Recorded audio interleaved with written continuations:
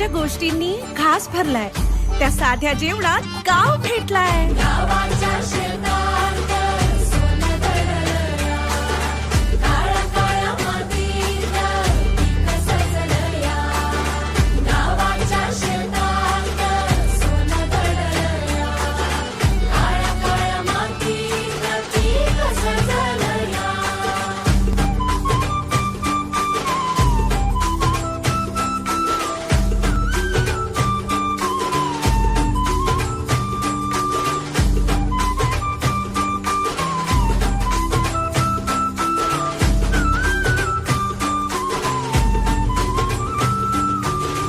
हातावरचा घास, डोळ्यातला आनंद, कणभर भाकरीत लढण्याची चित्त. हिरव्या शेतातल्या पिकांची कहाणी, तिला साद घालते माझी वीजवाणी. अरे भाकर तुपाचा साथा, तोच मेळ, रानभाज्यांच्या रसात कोडीचा खेळ. ना महाल न मोठं जेवण खाणं, या साध्या घासात आहे कष्टाचं लेणं. अरे अरे अरे अरे अरे आधीच्या चवीला जीव लावून आले. अरे अरे अरे अरे अरे घेऊन आले. आधीच्या चवीला जीव लावून आले. गावाच्या शेतात सोनं दडलया, काळ्या काळ्या मातीत पीक सजलया. गावाच्या शेतात सोनं दडलया, काळ्या काळ्या मातीत पीक सजलया.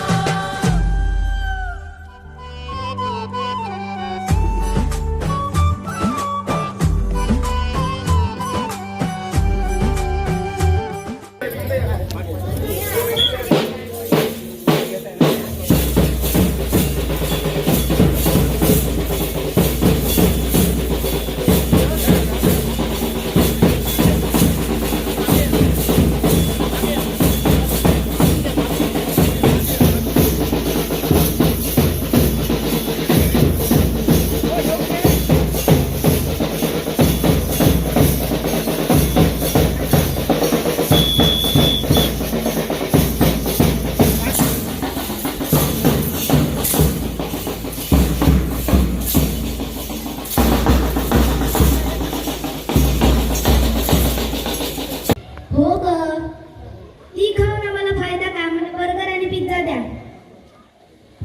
अरे आधुनिक पिढी, आमच्या काळी रानभाजी म्हणजे ताटातली शान होती. पण आजची खरंच रानभाजी एवढ्या चांगल्या असतात का? त्यासाठी आपण डॉक्टरांनाच विचारूया. डॉक्टर, आजची पेशंट कोण? पेशंट नाही, आज आपण संपूर्ण कुटुंबाची भाजी तपासणी करणार आहोत. रानभाजी आणि शेताच्या पानांवर, जंगलाच्या परिसरात किंवा पावसाळ्यात नैसर्गिकरित्या आढळतात.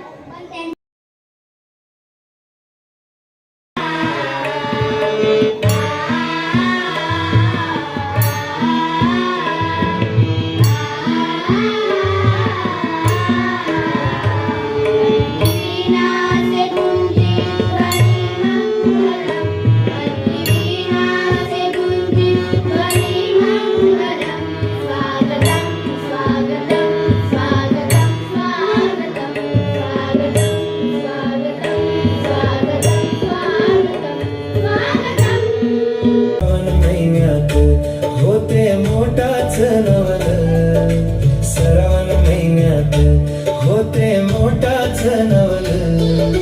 सात रंगाचा तोरण कसा वारी चोवल. वाटत संगा धरून लांडोळ, नाच ठाटत वाटत संगा. राती डुरुक डुरुक.